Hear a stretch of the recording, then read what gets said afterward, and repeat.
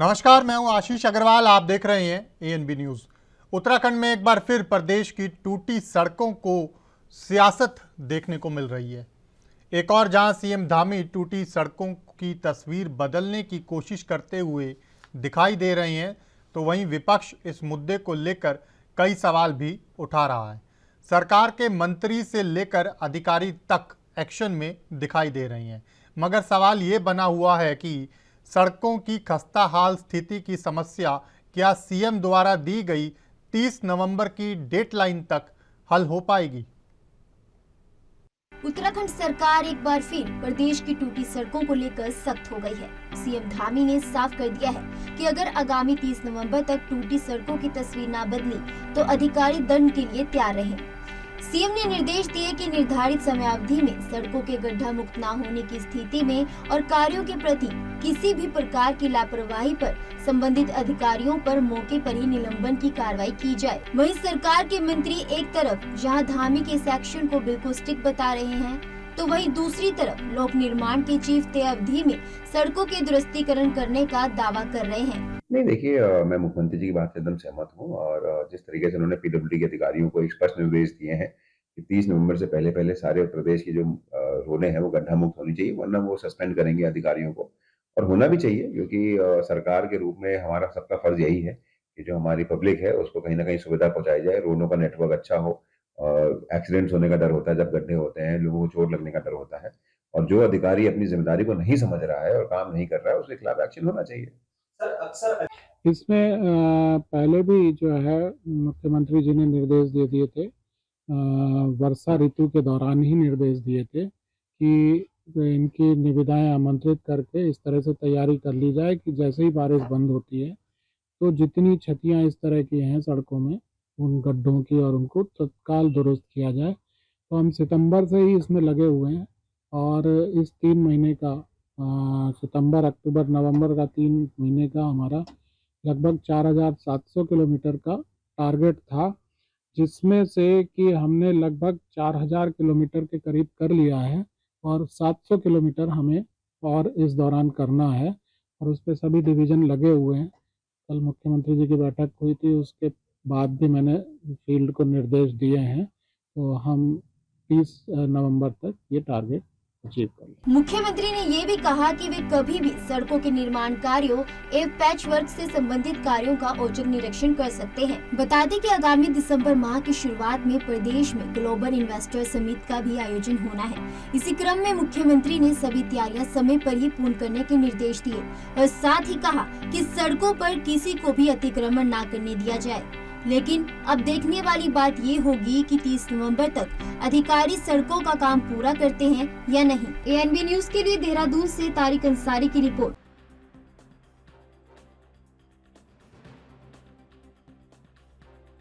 तो आपको बता दें कि उत्तराखंड में एक बार फिर प्रदेश की टूटी सड़कों को लेकर सियासत देखने को मिल रही है।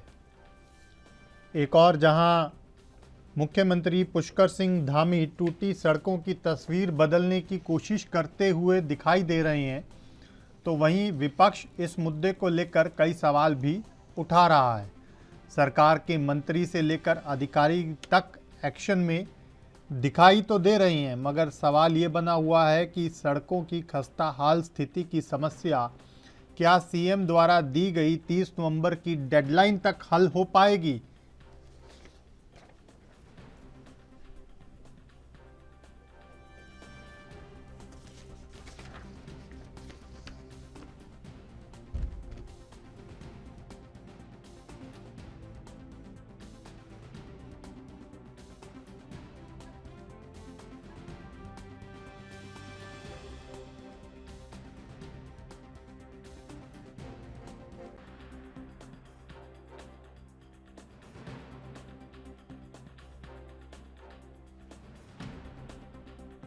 उत्तराखंड में टूटी सड़कों की समस्या सियासी मुद्दा बनती हुई भी दिखाई दे रही हैं। लगातार मुख्यमंत्री और सरकार इस समस्या को हल करने की कोशिश करते हुए दिखाई दे रही हैं और अधिकारियों को 30 नवंबर तक की डेडलाइन भी दी गई है। सभी काम पूरे करने के लिए। लेकिन बड़ा सवाल लगातार ये बना हुआ है कि क्या वाकई में 30 नवंबर की डेडलाइन तक सड़कों की खस्ताहाल स्थिति बदल पाएगी। हालांकि मुख्यमंत्री पहले ही डेडलाइन पर काम पूरा ना होने की स्थिति में कार्रवाई की चेतावनी भी दे चुके हैं, जिसके चलते अधिकारी निरंतर प्रयास कर रहे हैं। लेकिन विपक्ष भी सवाल उठा रहा है कि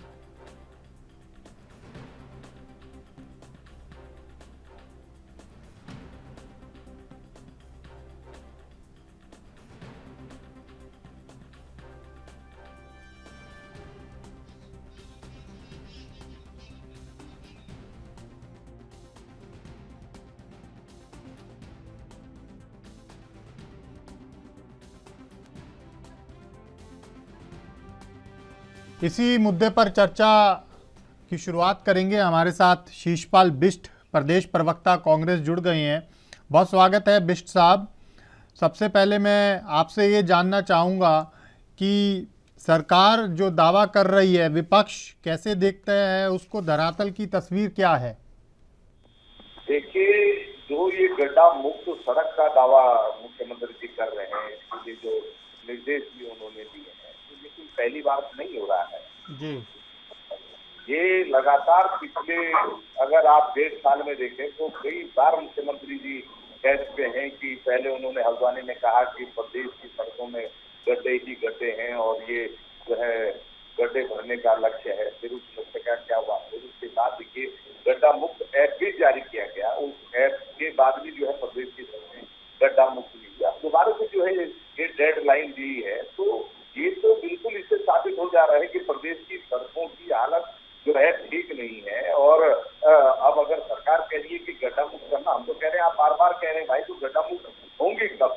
ये तो हम भी देखना चाहते हैं, प्रदेश की जनता भी चाहती है कि प्रदेश की सड़कें गड्ढा मुक्त हो, लेकिन सड़कें जो है गड्ढा मुक्त हो नहीं रही है। और आपने देखा बीती आपदा में प्रदेश की या पर्वतीय क्षेत्रों की 750 से ज्यादा सड़कें जो है बंद हो गई और जो है वहां पर जगह जगह से वो टूट गई। आज तक उन सड़कों की मरम्मत नहीं, वो सड़कें अभी तक नहीं खोली जा सकी हैं। लोग जो है अपने बच्चों को समय से स्कूल नहीं भेज पा रहे हैं, गंभीर मरीजों को जो है हॉस्पिटल नहीं भेज पा रहे हैं। लोग रोजमर्रा के काम के लिए अभी भी जो है परेशानी में है। उनकी तरफ सरकार का कब ध्यान जाएगा? कब जो है आप पहाड़ का दर्द समझेंगे? और राजधानी देहरादून में आप देखिए, लगातार स्मार्ट सिटी के नाम पे 2018 से जो बुरा हाल इस राजधानी का बना हुआ है। हर गली जो है आपने लिंक रोड वार्ड की खुदी भी है, लेकिन मरम्मत ही नहीं होती। एक बार जो एक विभाग खोद के चला जाता है, 6 महीने साल भर तक जो है उसकी सुन नहीं लेती। देहरादून के मेयर भी जो है जता चुके हैं, वो जो है इंस्पेक्शन के लिए रोड पे उतरे।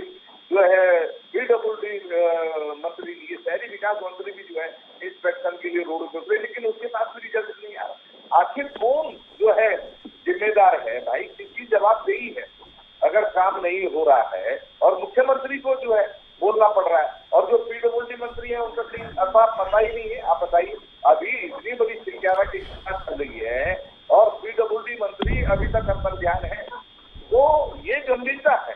जो कैबिनेट के सहयोगी है वो मुख्यमंत्री को सहयोग करने के लिए मुझे लगता है तैयारी नहीं है, संवाद की बड़ी कमी है। तो ये जो भाजपा के अंदर जो है ये चल रहा है, तो आप इसको समझ सकते हैं कि क्या चल रहा है। तो आखिर जो ये जिनकी जिम्मेदारी है, आपने जो है मंत्री पद की शपथ ली है, तो आपकी कोई जिम्मेदारी है कि नहीं? मुख्यमंत्री बिल्कुल, संजीव वर्मा भी हमारे साथ जुड़े हुए हैं, बीजेपी के प्रदेश प्रवक्ता हैं। मैं उनसे जवाब भी ले लेता हूं। संजीव जी, बिष्ट साहब सवाल उठा रहे हैं, जिम्मेदारी किसकी है? जवाबदेही भी तो होगी। आशीष जी, देखिए, जिम्मेदारी भी हमारी सरकार की है और हमारी सरकार पूरी जिम्मेदारी के साथ काम कर रही है। आप गड्ढा मुक्त की बात करते हैं तो आज आप पूरे देहरादून देहरादून के अलावा बाकी और जितने भी शहर हैं, तमाम शहरों में कोई भी ऐसी सड़क नहीं है जो गड्ढों से लैस हो। तमाम सड़कें गड्ढा मुक्त हो गई। और अभी मेरे मित्र शीशपाल जी कह रहे थे, गड्ढा मुक्त की बात कर रहे थे और गड्ढों की बात कर रहे थे, तो इनके समय में जिस समय बरसात का मौसम जाता था, बरसात के मौसम के बाद और 3-3, 4-4 महीने तक सड़कों में गड्ढे रहते थे, सड़कें अवरुद्ध रहती थी। किंतु इस बार आपदा के समय भी जो भी सड़कें अवरुद्ध हुई, मैक्सिमम 3 से 4 दिन के अंदर बड़ी से बड़ी जो भी सड़कें बंद हुई, चाहे उसमें स्टेट हाईवे हो, चाहे नेशनल हाईवे हो, चाहे शहर की सड़कें हो, चाहे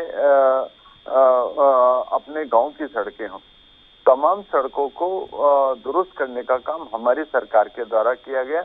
आज आप देखिए हर और खुशहाली ही खुशहाली है, किंतु कांग्रेस को न तो विकास दिखाई देता है, कांग्रेस को न तो विकास से कोई लेना देना है।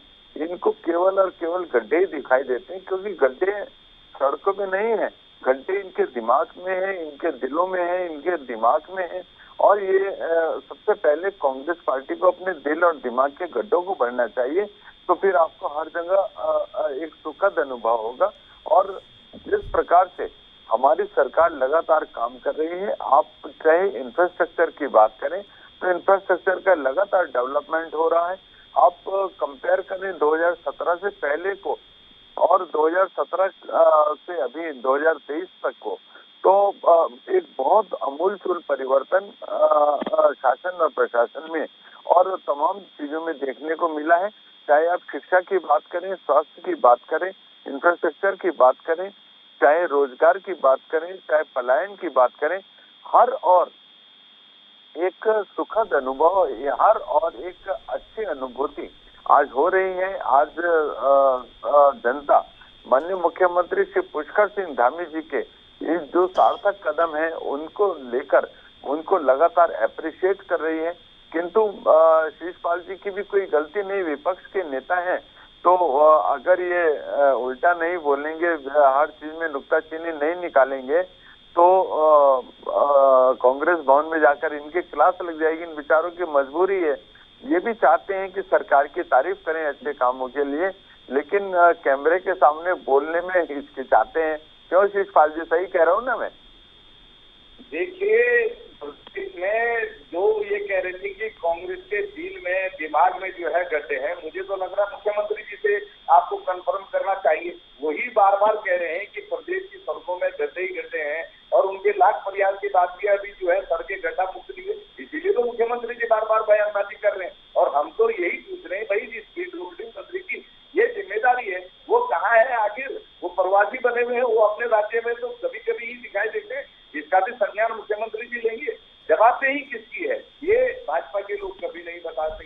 लेकिन जो आप आज पर्वतीय क्षेत्रों की बात कर रहे थे, लगातार जगह जगह जो है जनप्रतिनिधि और जनता जो है विरोध प्रदर्शन कर रही है कि साहब जो है हमारी सड़क बंद है, इसे खोल दीजिए, इसे रिपेयर कर दीजिए। और सैकड़ों की तादाद में सड़कें हैं, वो नहीं हो पा रहा। और आप समझिए कांग्रेस के दौर की बात कर रहे थे भैया, पहले तो ये होता था कि मुख्यमंत्री का बयान आता था कि हम जो है इतनी नई सड़कें बनाएंगे, जो है यहाँ रोड कनेक्टिविटी नहीं है वहां पहुंचाएंगे। लेकिन अब तो गड्ढों के भरने के लिए मुख्यमंत्री जी को बयान देना पड़ रहा है। गड्ढे जो है मुख्यमंत्री के बिना जो है कोई भरने के लिए तैयारी नहीं, आप देखिए ना। और ये भी केवल उन क्षेत्रों के गड्ढे भरे जा रहे हैं जहां पर जो है अभी इन्वेस्टर मीट के जो है मेहमान आने हैं, या जहाँ कहीं जो है वीआईपी गेस्ट आ रहे हैं। बाकी तो आप ग्रामीण क्षेत्रों में चले जाइए, आप शहरों में ही जो है आप निकायों के वार्डों में चले जाइए, आपको वहाँ सड़कों की खस्ता हालत जो है अपना दिख जाएगी। आप जो है रात दिन चलिए, लोग स्कूटी से जाते हैं, जगह जगह स्कूटी जो है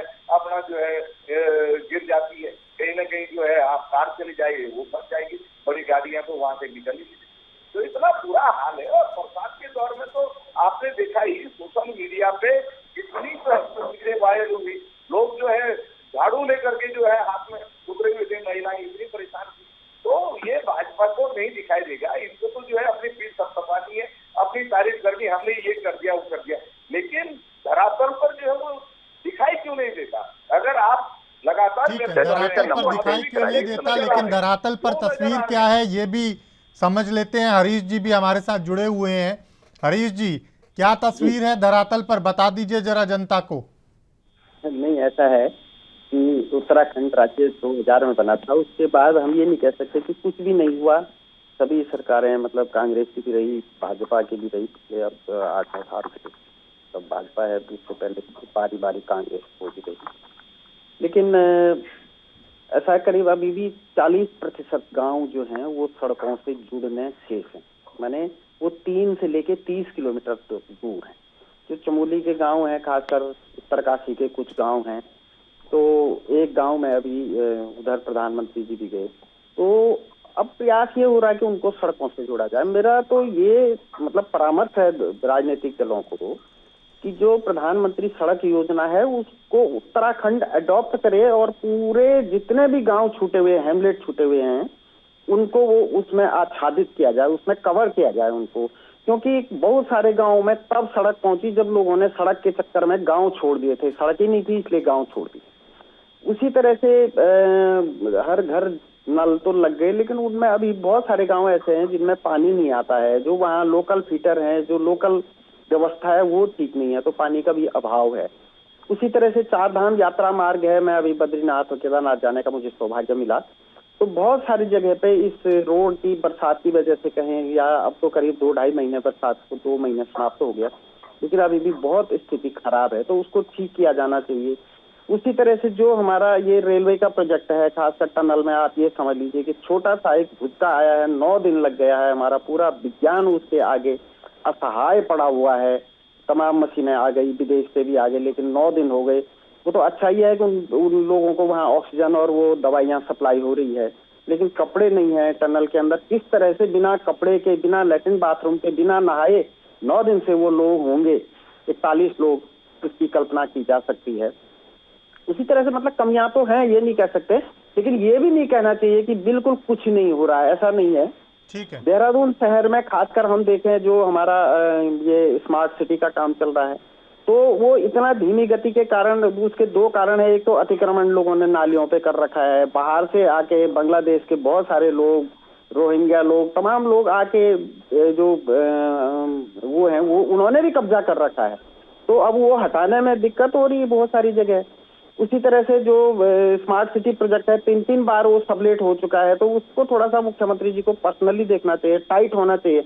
आपने जब देहरादून बसा ही दी है राजधानी, तो इसको थोड़ा सा देखे, पूरा अमला यहाँ से गुजरता है, तो अगर यही अतिक्रमण है तो छूटेगा कहाँ फिर? हरिद्वार हो गया, हल्द्वानी हो गए, शहर के अतिक्रमण के कारण बहुत स्थिति खराब है।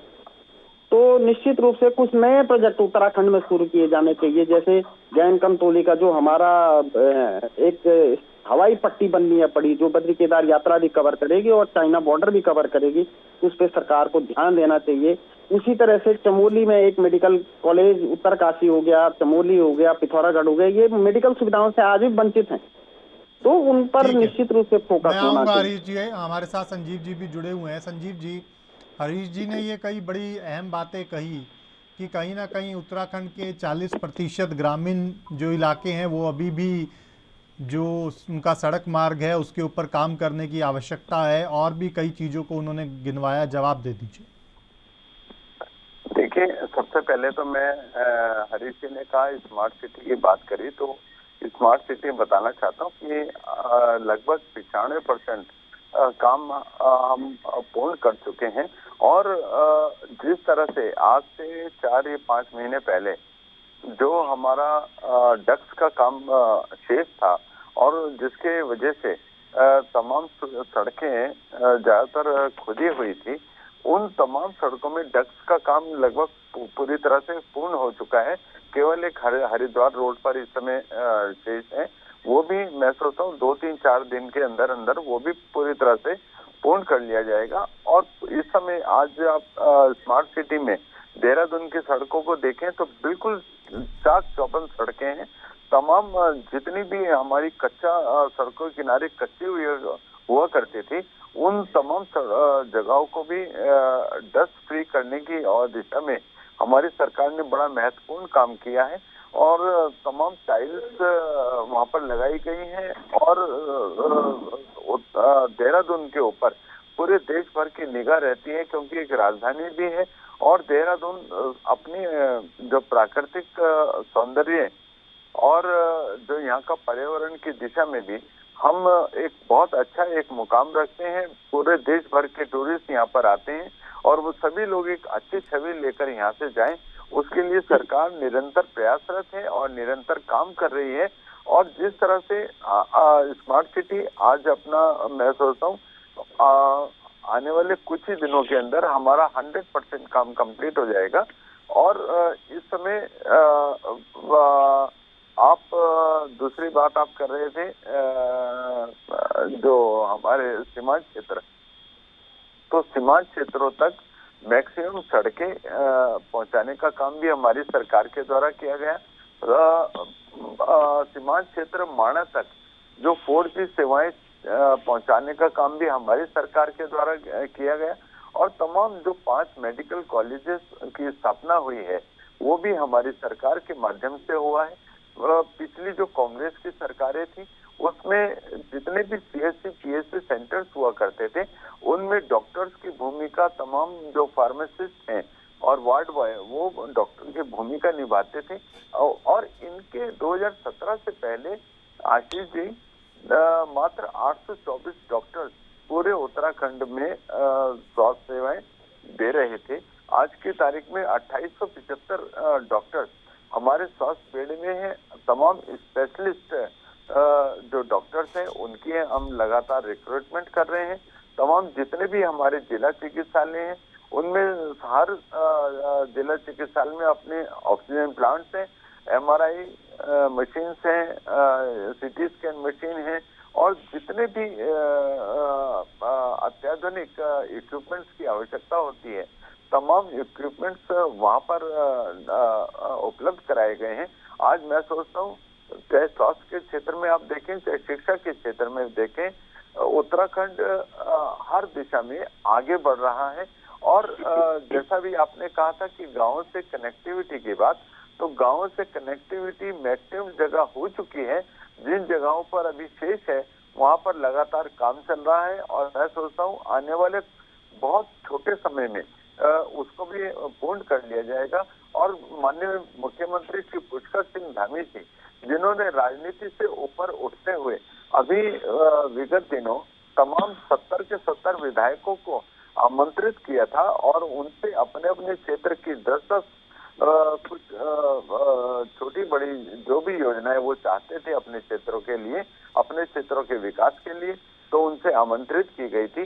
तो मैं सोचता हूँ उन्होंने राजनीति से ऊपर उठते हुए और उत्तराखंड का कोने कोने का विकास हो इस दृष्टि से सभी विधायकों को आमंत्रित किया। तो मैं सोचता हूँ एक बड़ी पहल है उनकी। ठीक है, बड़ी पहल है मुख्यमंत्री की, आपका दावा है, लेकिन बिष्ट साहब भी हमारे साथ जुड़े हुए हैं। बिष्ट साहब, लेकिन कांग्रेस पार्टी वर्मा जी तो कह रहे हैं कि मुख्यमंत्री राजनीति से ऊपर उठकर काम कर रहे हैं, विपक्ष के विधायकों को बुलाकर भी उनसे भी उनके हलकों के काम मांगे हैं। देखिए ऐसा है, भारतीय जनता पार्टी के प्रवक्ता झूठ बोलने के अलावा दूसरा काम मुझे नहीं लगता कि कोई करते हो। अच्छा आप इस बात को डिनाई कर दीजिए, क्या उन्होंने नहीं बुलाया था? अरे भाई पहले मेरी बात तो सुनो ना, तुमने 15 मिनट जो है विज्ञापन पढ़ा सरकार का, मुझे जवाब तो मैंने विज्ञापन नहीं पढ़ा, जो हम दरअसल पे कर रहे हैं, जो हम दरअसल पे कर रहे हैं उसका उल्लेख किया मैंने। ठीक है, सुन लीजिए एक बार वर्मा जी, बात सुन लीजिए बिष्ट साहब। देखिए ऐसा है कि इन्होंने कहा कि साहब स्मार्ट सिटी के जो है 100% काम पूरे हो गए। इनके पीछे की जो ड्रेनेज की व्यवस्था है वो इन्होंने सुचारू कर दी है शहर के अंदर। बरसात 10 मिनट की अभी हो जाए पता लग जाएगा जो है आप मुख्य राजपुर रोड से नहीं निकल सकते, बाकी जगह से तो निकलना दूर की बात है। और आज ही के अखबारों में बड़े बड़े समाचार छपे हर अखबार में कि इन्हीं के विधायक हैं विनोद चुमोली जी, उन्होंने स्मार्ट सिटी के नाम पे जो काम हो रहे हैं और उसके तहत जो स्मार्ट स्कूल बनाए जा रहे हैं उन पर जो है सवाल खड़ा कर दिया है कि जो है स्मार्ट सिटी के तहत जो स्मार्ट स्कूल होने थे वो प्रॉपर हो ही नहीं रहे हैं, उसके काम ढंग से होने। तो अपने विधायकों से ही पहले पूछ लीजिए, वही खुद सुनिए। फिर जनता की बात और विपक्ष की बात तो दूर की बात है और लगातार सवाल खड़े हो रहे हैं। और स्मार्ट सिटी के काम 2018 से कितनी बार आगे बढ़ गए भाई, हर 6 महीने की तारीख मिलती है कि इस बार पूरा हो जाएगा, अगली बार पूरा हो जाएगा। लोग तारीख सुन के इतने बोर हो गए कि अब लोगों का विश्वास ही उठ गया है। लोग कह रहे हैं हमारी पुरानी जैसी स्थिति थी वो दे दीजिए हमें कम से कम। तो ये हाल है इनकी गंभीरता का। स्वास्थ्य सेवाओं की बात नहीं कर रहे थे, अभी अल्मोड़ा मेडिकल कॉलेज में 15 दिन पहले एक व्यक्ति ने अपनी गर्भवती पत्नी को जो है एडमिट कराया प्राथमिक स्वास्थ्य केंद्रों की हालत, उसके बाद जिला हॉस्पिटल में वहाँ भी इलाज, मेडिकल कॉलेज में, और वो ब्लड की व्यवस्था के लिए दर दर की ठोकर खाता रहा। ब्लड की व्यवस्था नहीं हुई अल्मोड़ा मेडिकल कॉलेज में, पूरे अल्मोड़ा में। उस बेचारी गर्भवती की जान चली गई और जो है उसकी जान नहीं बचाई जा सकी। और ऐसे सैकड़ों उदाहरण है आए दिन के। स्वास्थ्य सेवाओं की जो पोल खोल रहे हैं, ये कह रहे साहब हमने जो है इतनी जो आधुनिकीकरण कर दिया। राजधानी देहरादून में आपका अल्ट्रासाउंड तो ढंग से काम नहीं करता, की व्यवस्थाएं नहीं हो हमारी थी कोरोना के काल में जो है दून मेडिकल कॉलेज में। यहाँ की व्यवस्थाएं सुधार देते कम से कम, आप दूर दराज की तो क्या सुधार पाएंगे। और ऋषिकेश एम्स की हाल ये है कि वहाँ जो है मेडिकल वैन में जो है गर्भवती को प्रसव कराना पड़ा। कभी लिफ्ट में प्रसव हो रहा है, कभी जो है हॉस्पिटल के बाथरूम में प्रसव हो रहा है, कभी जो है वार्ड के दरवाजे पे प्रसव हो रहा है। और डेली जो है जच्चा बच्चा जो है दूर दराज में कहीं ना कहीं दम तोड़ते रहते हैं। तो किस स्वास्थ्य सेवाओं की आप बात कर रहे हैं? प्रदेश के अंदर लगातार 3,500 जो है प्राथमिक और माध्यमिक स्कूल बंद हो गए हैं। क्यों बंद हुए भाई? क्या है आपकी ये शिक्षा व्यवस्था? तो लगातार विपक्ष अगर सवाल खड़े करता तो आप कहते हैं विपक्ष का काम है जो है सवाल बार बार जो है अनायास पूछते हैं। और आप कह रहे हैं मुख्यमंत्री जो है विपक्ष के विधायकों को साथ लेके चले। अभी पता होगा आपको 10 दिन पहले मयूख मेहर जी जो है धरने पे बैठे हुए थे, आमरण अनशन पे, कि जो हवाई पट्टी हरीश रावत जी के दौर में शुरू हो गई थी उसका उद्घाटन हो गया था, वो जो है आप सुचारू रूप से नहीं चला पा रहे। अल्मोड़ा मेडी जो उन्हीं के पिथौरागढ़ में जिला। ठीक है, मैं आऊंगा आप सबके पास, लेकिन उससे पहले हमें एक छोटे से ब्रेक के लिए रुकना है। छोटा सा ब्रेक, जल्द लौट रहे हैं।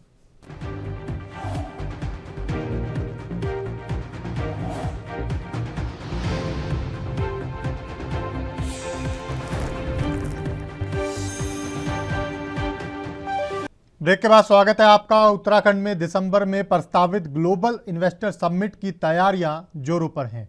सरकार देश से लेकर विदेश तक निवेशकों को जुटाने में तो लगी है, लेकिन समिट के लिए धामी सरकार द्वारा रखा गया 2.5 लाख करोड़ निवेश का लक्ष्य क्या पूरा हो पाएगा, इस पर बड़ा सवाल बना हुआ है।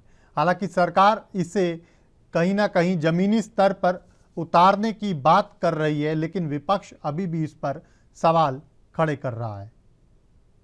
उत्तराखंड के विकास के लिए आगामी दिसंबर में ग्लोबल इन्वेस्ट समिट का आयोजन होने जा रहा है, जिसके लिए सरकार देश से विदेश तक निवेशकों को उत्तराखंड लाने और यहां इंडस्ट्री लगाने और इन्वेस्ट करने का निमंत्रण देने में जुटी है। इसी क्रम में मुख्यमंत्री पुष्कर सिंह धामी ने वैश्विक निवेशक सम्मेलन के लिए उत्तराखंड के कुमाऊं क्षेत्र में रोड शो किया, जहां 434 यूनिटों से 27,476.67 करोड़ रुपए के MOU हुए। अब तक देश दुनिया में हुए रोड शो में 1,51,676 करोड़ से अधिक के निवेश के करार हो चुके हैं। सीएम धामी के मुताबिक हरिद्वार तथा उधम सिंह नगर जनपद में 6,000 एकड़ लैंड बैंक उपलब्ध हैं।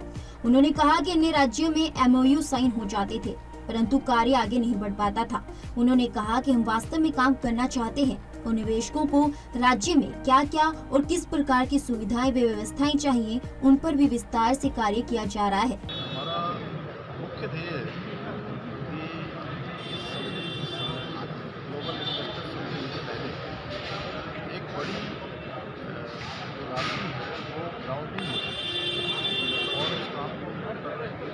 हमारा ग्राउंडिंग पर जोर है और जो हमारे करार हो रहे हैं उसको हम राज्य की जो आवश्यकताएं हैं, राज्य के लिए कौन आने वाले समय में काल में जो लाभकारी होने वाले हैं, आजीविका और रोजगार, विशेषकर से यहाँ के नौजवानों उनकी आजीविका बढ़े, उनकी रोजगार बढ़े, व्यापार बढ़े, युवाओं को विशेष तौर से रोजगार मिले, और हमारा उस पर भी हमारी प्राथमिकता रहेगी। आपको बता दें कि उत्तराखंड की राजधानी देहरादून में 8 और 9 दिसंबर को ग्लोबल इन्वेस्टर समिट का आयोजन होने जा रहा है, जिसमें देश विदेश के सैकड़ों मेहमान शिरकत करेंगे। ग्लोबल इन्वेस्टर समिट में धामी सरकार ने 2.5 लाख करोड़ के निवेश का लक्ष्य रखा है। अब देखने वाली बात ये होगी कि इस ग्लोबल इन्वेस्टर समिट कितने लाख करोड़ के MOU साइन होते हैं और कितना निवेश उत्तराखंड में आता है। ANB न्यूज के लिए देहरादून से तारिक अंसारी की रिपोर्ट। सीधा मेहमानों के पास चलेंगे और चर्चा की शुरुआत करेंगे। खास मेहमान लगातार हमारे साथ बने हुए हैं। मैं संजीव जी सीधा आपके पास आऊँगा। लक्ष्य बड़ा रखा है सरकार ने और 2.5 लाख करोड़ एक बहुत बड़ा अमाउंट है, एक बहुत बड़ा नंबर है। एमओयू को लेकर दावे कर रही है सरकार, एमओयू हुए हैं, अच्छी बात है, लेकिन धरातल पर आपको लग रहा है कि इतना निवेश उत्तराखंड में आ जाएगा इस समिट से? आशीष जी, देखिए, युवा नेतृत्व, युवा दृढ़ सोच के धनी जिस माननीय मुख्यमंत्री श्री पुष्कर सिंह धामी जी, जिन्होंने देश और दुनिया में रोड शो करके तमाम जितने भी निवेशक हैं उनको उत्तराखंड की ओर आकर्षित किया, और अभी तक 1,23,000 करोड़ के जो निवेश एमओयू अभी तक साइन हो चुके हैं, हमारा 2.5 लाख करोड़ रुपए का निवेश का जो लक्ष्य है उसका 50% निवेश अभी तक हम आकर्षित कर चुके हैं। उस पर एमओयू हमारी सरकार, माननीय मुख्यमंत्री जी कर चुके हैं, और जितना भी निवेश है ये इसके एमओयू भी होंगे और ये धरातल पर भी उतरेगा। माननीय मुख्यमंत्री जी जिस तरह से तमाम अधिकारियों को सिंगल विंडो सिस्टम के तहत एक दिशा निर्देश दे चुके हैं, किसी भी निवेशक को किसी भी प्रकार की यहाँ पर दिक्कत ना हो, तमाम जितने भी कागजों से संबंधित काम है वो एक ही छत के नीचे सब हो, किसी भी प्रकार की कोई एनओसी आदि की कोई दिक्कत ना हो। कुछ जो नीतियां हैं उनके अंदर थोड़ा सा सुगम करने का भी काम माननीय मुख्यमंत्री जी के द्वारा किया गया है, ताकि निवेशक अधिक से अधिक यहाँ पर निवेश करे और उत्तराखंड पलायन मुक्त उत्तराखंड हो, विकसित उत्तराखंड हो, रोजगार से परिपूर्ण उत्तराखंड हो और आर्थिक रूप से समृद्ध उत्तराखंड हो। और विजन 2025 का जो माननीय मुख्यमंत्री जी का लक्ष्य है कि उत्तराखंड को हमने देश का एक अग्रणी राज्य बनाना है, उस दिशा में माननीय मुख्यमंत्री जी बहुत तेजी के साथ काम कर रहे हैं। और जो उनका लक्ष्य है, मैं सोचता हूँ अपने लक्ष्य में वो पूरी तरह से सफल भी साबित होंगे। जिस तरह से अभी 8 और 9 तारीख को देहरादून में ग्लोबल इन्वेस्टर समिट आहूत होने जा रहा है, तो मैं सोचता हूँ तमाम यहाँ की जो शांत फिजाएं हैं, यहाँ का वातावरण है, और सबसे बड़ी चीज क्या है कि माननीय मुख्यमंत्री जी जो युवा है, जो युवा उनकी सोच है और काम करने की एक जो उनके अंदर एक जिज्ञासा और एक इच्छा है, इच्छा शक्ति है, उससे ओतप्रोत होकर तमाम जितने भी निवेशक हैं वो अपना विश्वास व्यक्त कर रहे हैं। चाहे मीडिया की बात हो, चाहे फिल्म फ्रेंडली स्टेट बनाने की बात हो, चाहे टूरिज्म की बात हो, चाहे सोलर स्टेट बनाने की बात हो, चाहे ऑर्गेनिक क्षेत्र की बात हो, चाहे एनर्जी सेक्टर की बात हो, और हॉस्पिटैलिटी हुआ, आईटी सेक्टर हुआ, ऑटोमोबाइल हुआ, हॉर्टिकल्चर, एग्रीकल्चर, और सबसे बड़ा क्या है कि स्वास्थ्य से संबंधित एक तरह से उत्तराखंड में बहुत अनुकूल वातावरण है। और मैं सोचता हूँ जितने भी निवेशक यहाँ पर आएंगे, जितने भी हमारे एमओयू होंगे, वो 100% धरातल पर उतरेंगे, ऐसा माननीय मुख्यमंत्री जी का विश्वास है। और इसी विश साहब, आपके पास आऊंगा। वर्मा जी का तो दावा है कि 100% एमओयू धरातल पर उतरेंगे। देखिए आशीष जी, हम तो भगवान बद्रीनाथ जी और केदारनाथ जी से लगातार प्रार्थना कर रहे हैं कि भगवान जो मुख्यमंत्री जी कह रहे हैं वो बिल्कुल सच साबित हो। और 2.5 लाख करोड़ क्या चीज है? 10 लाख करोड़ रुपए का निवेश उत्तराखंड में आए, 20 लाख करोड़ रुपए का निवेश उत्तराखंड में आए, उद्योग पहाड़ चढ़े, हमारे बेरोजगारों को रोजगार मिले। लेकिन 2018 से हम लगातार देख रहे हैं, 2018 में भी इन्हीं की सरकार भी थी, इन्हीं के मुख्यमंत्री थे, और सब देश के यशस्वी प्रधानमंत्री जी आए थे उस इन्वेस्टर मीट में जो इन्होंने सब किया था, और कहा था कि 1.5 लाख करोड़ रुपए के एमओयू हैं, और ये 1.5 लाख करोड़ रुपए उत्तराखंड में आएगा। उत्तराखंड में जो है रोजगार की कमी नहीं होगी, 7 लाख बेरोजगारों को रोजगार मिलेगा। और उसके विज्ञापन भी हमने सब अखबारों में देखे, बड़े बड़े होर्डिंग पूरे प्रदेश में लगे, 7 लाख बेरोजगारों को रोजगार के। कहा है उल्टा जो है यहाँ से पलायन आयोग की रिपोर्ट करेगी, लगातार पलायन बढ़ रहा है, 270 लोग प्रतिदिन पलायन करने के लिए मजबूर हैं। तो सरकार के जो दावे हैं सरकार ही नहीं टिकती है। अब जो ये सिंगल विंडो सिस्टम की बात हो रही है, तमाम बातें हो रही, चलो अच्छी बात है। हम तो इसके लिए हम कह ही नहीं कि भाई अगर ये धरातल पे उतरता है तो वो उद्योग न तो आप छुपा पाओगे न मैं छुपा पाऊंगा, वो तो दिखेंगे। रोजगार बेरोजगारों को मिलेगा तो वो भी दिखेगा। लेकिन आज की हालत तो ये है, बेरोजगार सड़कों पर पीटे जा रहे हैं, वो लगातार धरना प्रदर्शन कर रहे हैं, उनकी सुनने वाला कोई नहीं, उनके साथ संवाद करने वाला कोई नहीं है। तो सरकार जो विज्ञापनबाजी कर रही है वो तो 2018 में भी कर रही थी। जो दावे अब ये कर रहे हैं वो तब भी आपने किए थे, लेकिन हमने रिजल्ट तो सुनिया ही देखा।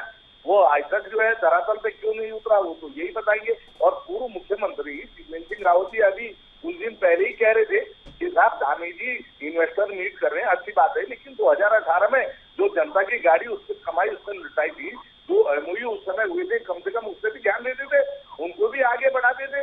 भाई वो जो है जो उस समय एमओयू हुए थे वो सही थे या गलत थे या ऐसे ही खाली आपने कह दिया कि इतने एमओयू हो गए। अगर धरातल पे उतरते और खुद शिवराज सिंह रावत जी कह रहे हैं कि काम करना चाहिए, तो आप उन पे क्यों ध्यान नहीं दे रहे हो भाई? उस समय की ठीक है, मैं आऊंगा, मैं जवाब लूंगा इस पर वर्मा जी से, लेकिन हरीश जी भी हमारे साथ जुड़े हुए हैं। हरीश जी, क्या लग रहा है आपको, इस बार कितनी उम्मीद है? आवाज मिल रही है हरीश जी आपको मेरी? ठीक है, वर्मा जी जवाब दे दीजिए। जी आशीष जी, देखिए मैंने पहले भी कहा कांग्रेस को अपना नजरिया थोड़ा सा चेंज करना चाहिए। यदि उत्तराखंड के प्रति आपके मन में थोड़ा सा भी एक अच्छा भाव है, सकारात्मक भाव है, तो किसी चीज में तो थोड़ा सा सकारात्मक रूप भी दिखाया करें। आप तमाम समय पर इस तरह की बातें करते हैं कि इन्वेस्टर जो उत्तराखंड की ओर आकर्षित हो रहा है, आपके इस तरह के एक झूठ के वातावरण की वजह से वो यहाँ से विमुख ना हो। जो चार धाम के प्रति आप लगातार विश्वमन करते रहे, कभी कांवड़ यात्रा के प्रति आप विश्वमन करते रहे, कभी तो उत्तराखंड के लिए अच्छा सोचें कि यहाँ पर ज्यादा से ज्यादा इन्वेस्ट आएगा, हमारे जो युवा हैं उनको दूसरे राज्यों में रोजगार के लिए नहीं जाना होगा, अपने ही राज्य में उनको रोजगार मिलेगा। अब पलायन से हमको लगातार जो एक पलायन का दंश पिछले 23 सालों से उत्तराखंड झेल रहा है, उस पलायन के दंश से भी हमको मुक्ति मिलेगी। अपने राज्य में जब रोजगार के अच्छे साधन का सृजन होगा तो मैं सोचता हूँ युवाओं को अपने प्रदेश में ही रोजगार भी मिलेगा और लगातार प्रदेश समृद्ध होगा, प्रदेश की जीडीपी बढ़ेगी। जिस तरह से माननीय मुख्यमंत्री जी का एक विजन है कि हमने स्टेट जीडीपी को डबल करना है, तो उस दिशा में वो लगातार काम कर रहे हैं। और जितना अभी आपने 2018 की आप बात कर रहे थे, तो 2018 के बाद 2018 का जो एमओयू साइन हुए थे उसमें लगभग 40,000 करोड़ के जो इन्वेस्ट हैं वो ग्राउंड हुए हैं। लेकिन उसके बाद आपको ये भी जानकारी होनी चाहिए कि उसके बाद कोरोना आ गया था और कोरोना की वजह से जो मैक्सिमम इन्वेस्टर थे, क्योंकि एक मंदी का उस समय पूरा का वातावरण हो गया था और ऐसे में बहुत सारा जो हमारे व्यापार हो, चाहे कोई भी क्षेत्र, हर क्षेत्र प्रभावित हुआ, उसके ऊपर भी आपको जानकारी होनी चाहिए। और क्योंकि कांग्रेस पार्टी का पूरे कोरोना काल में सड़कों से गायब रही, तो ये क्या जाने उस समय का कोरोना का दर्द। मैं सोचता हूँ उसके बारे में भी आपको कुछ बोलना चाहिए। और जिस तरह अभी आप बात कर रहे थे, आपके पूर्व मुख्यमंत्री श्री हरीश रावत जी और आपकी पार्टी के कई जो वरिष्ठ विधायक हैं, वो समय समय पर माननीय मुख्यमंत्री श्री पुष्कर सिंह धामी जी की भूरी भूरी प्रशंसा कर चुके हैं, उनके विकास कार्यों की, उनकी सोच की, उनकी जो दूरगामी सोच है, उनकी जन जन तक विकास को ले आने की जो सोच है, उत्तराखंड के हर क्षेत्र को विकसित करने की जो उनकी सोच है, वो लगातार उनकी प्रशंसा कर चुके हैं। और विपक्ष के जब विधायक और विपक्ष जब माननीय मुख्यमंत्री जी की प्रशंसा करता है तो